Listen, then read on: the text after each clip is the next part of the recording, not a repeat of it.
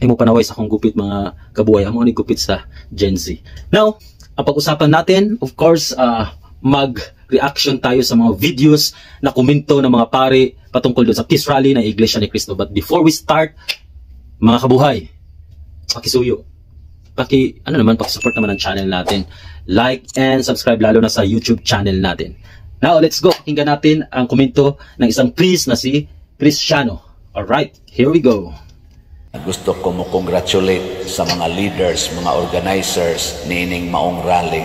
Pagkanindo tan-aon, bana-bana mga 10 million ang nag-rally whole Philippines, mga 13 areas ang kinadak-an ang dito sa Quirino area, Grandstand sa Manila.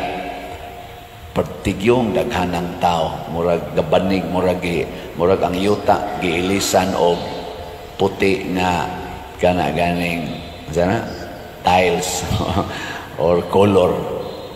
Napakaganda ang reaction ng isang pare at yun ang tansya niya, approximately 10 million. Sa bagay, mga 13 sites din yun.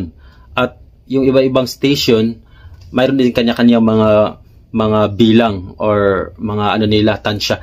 Pero ang pinaka talaga is more than millions. Now, mayroon din ng mga pare na sumama din sa rally. Yung iba gustong sumama, hindi lang nakapunta din. So pwede, no? Lalo na kung may mga ganito pang mga pangyayari. Alright, so let's continue. Di ka kabati nga, di ka kakita nga nagtinukmuray, di ta kakita nga naedaghang mga pulis nga gidamagan nga nagdaog mga pangontras magrally. Kalma kayo nga nagtapok kining millions of attendees. Di ta kakita nga naay mga tao nga gipang atake, naay mga placards nga nagbugal-bugal o nag-insulto sa certain persons. Totoo po yun kasi yung mga makita natin, yung mga placards na bitbit ng mga member ng Iglesia ni Cristo ay pawang mga INC is for peace, is for unity, and then unahin yung problema ng bansa, mga ganun lang. Wala yung certain person talaga na inaatake na, ito, bumaba ka na dyan, ibagsak natin, ang mga ganito, etc. Kasi kadalasan kasi ang gumagawa niyan is, alam natin, napanood din natin sa mga YouTube, sa mga kasaysayan, nababasa natin, halos yung mga makakaliwang grupo, no? Yung iba is talagang tuwirang sinasabi na ibagsak ang ganitong presidente, mga ganun, no? Alam natin yung mga ganun, iba pinag-aralan din ng mga master in politics, mga analyst. Yung mga makaliwang grupo, connected pala sila doon sa mga rebelde, di ba? Nakikibaka sila since 80s pa yata. Until ngayon, wala namang nangyari. At yung pinaka-leader nila, si Jose Maria Sison, patay na rin. Di ba? Kaya naglilikha lang sila talaga ng kaguluhan. At alam natin, nabasa sa Biblia na talagang yung mga gusto ng kaguluhan ay sa dyablo. Yan. Kanunay nakasintro sa katilingban, kanunay nakasintro sa pangandoy sa kalinaw, pagkahiusa, kauswagan na katilingbanon, nag-atake sa mga depiktos katilingban, dili sa depikto sa tao. Ningon dyan ko, congratulations, INC. Kay maogid niya, muukab sa Bible, ibase dito ang ilang mga pangandoy. Correct. Tama. Sa kalinaw, kahiusa, mahuno.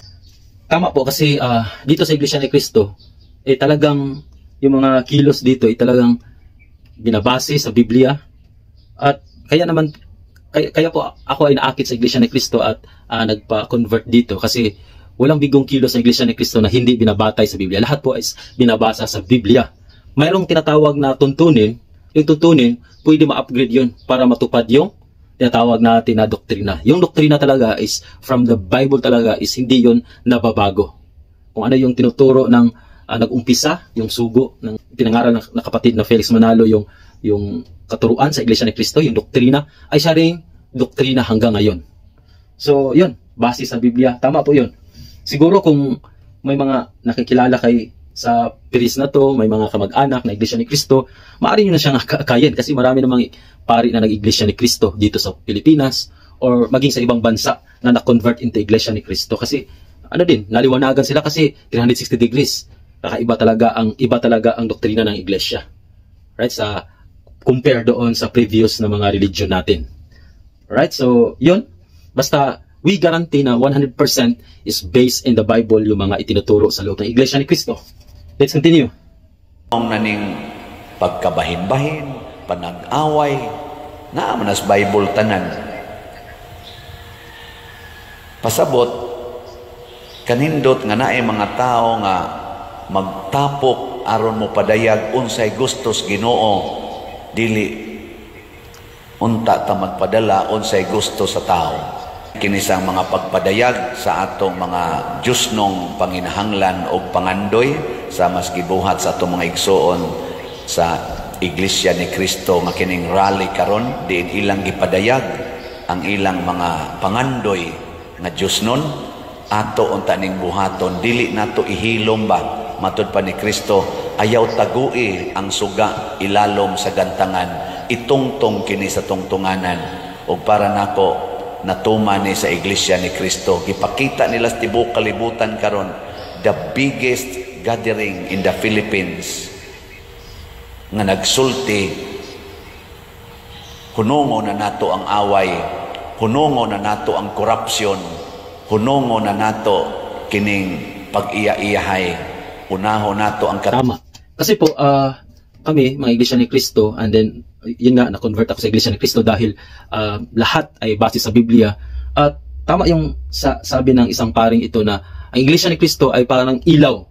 So, ito ay katuparan ng hula ng Panginoong Diyos na ang gawain ito sa mga huling araw na ito, ito yung Iglesia ni Cristo na lumitaw sa Pilipinas, siya ang ilaw ngayon. Nasa Biblia din yun. At ang gawain ito ay parang asin sa mga nabubulok. Halimbawa, generally nabubulok sa lupa o itong mga nasa gobyerno, no, tayo yung asin.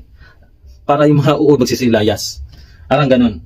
Right? So hindi officially talaga na perfect yung mga sinasabi ko dito kasi hindi naman ako ministro ng Iglesia ni Cristo. Tayo ay isang simpleng lang tayo, membro. Okay? Sana yung may mga nakakilala kay sa paring ito is maakay din. Sana maakay dito sa loob ng Iglesia ni Cristo. Kasi yung iba gusto mag-Iglesia ni Cristo pero sabi na ang dami namang bawal dyan. Napakahirap. Alam nyo, kung talagang mayroon kayong banal na takot sa Panginoon Diyos, ang importante, just take the first step. Ano yung first step na yun? Makinig lang sa mga doktrina sa loob ng Iglesia ni Cristo. At yung mga lahat ng mga sinasabi na bawal is to be follow na yun. Kasi alinmang bagay pag ginagawa natin araw-araw, magiging simple na lang din. Magkakaroon tayo ng neuropattern sa ating utak na halimbawa, bawal kumain ng dugo, napakasarap naman yan. So umpisa, talagang mamimiss mo yun, pero parang nasanay ka na hindi ka kakain ng dugo hanggang sa pinandidirian mo na yun kasi nasa Biblia naman talaga yun na yun ang dugo is simbolo ng buhay. Kaya umuko kakainin yun at bawal na bawal yun sa Panginoon Diyos. From the Old Testament hanggang sa New Testament is bawal talagang kumain ng dugo. So parang nalayo na tayo. Okay, balik. Tilingban, unaho nato ang kapayapaan o pagkakaisa.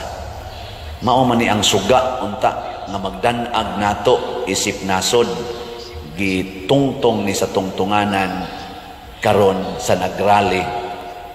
Congratulations sa tanang ni apil. Congratulations sa tanan nga ni appreciate ni ining maong paagi sa pagpadayag sa atong mga pangandoy. Way gubot, way away, ug wa say dinautay na personal. Alright. So, maraming salamat po sa isang priest na positive yung yung outlook, positive yung yung komento, positive yung reaction niya sa ginagawa natin nung last day na nung Monday, peace rally ng Iglesia ni Cristo. At ngayon naman, panuuri natin ang nakakabilib, no, na isang pari na sumama talaga sa peace rally. Ito na. Sa mga pagsubok sa buhay, Naka-priest. So, ikaw ang siyang aking gabay. Kaya lamang nakapagtagumpay dahil sa gawa ng iyong kamay. O di ba? Proud pa siya kasi mayroon pa siyang yung uniform ng priest. Tapos di ba nag-selfie video siya. Mamaya nag-change na siya ng binigyan siya ng siguro mayroon siyang kakilala or humingi siya diyan ng uniform na Unity of Peace National Rally. Mayroon siyang uniform na ganyan. At nakakatuwa kasi yung background ng kanta niya is connected dito sa Iglesia ni Cristo. Why? Kasi di ba yung kanta, sa mga pagsubok sa buhay, ikaw, Ama, ang siyang gumagabay. Ama, kasi ang Ama, yun po yung sinasamba Diyos ng Iglesia ni Cristo, na siya din yung Diyos ng Panginoong Kristo na nakasulat po sa Juan, I think, if I'm not wrong, Juan 17, chapter 17, verse 1-3, nakasulat doon na tumingala si Kristo sa langit. So, siyempre, meron siyang tinitingnan doon. At sinabi niya, ito na ang oras. Okay? Luwalhatiin mo ang Ama, luwalhatiin mo ang iyong anak upang ang anak ay luwalhatiin ka. At ito ang buhay na walang hanggan. Take note, buhay na walang hanggan. Na ikaw, Ama, ay makilala nila na iisang Diyos na tunay. At siyang isinugo mo sa makatwid bagay, si Hesukristo.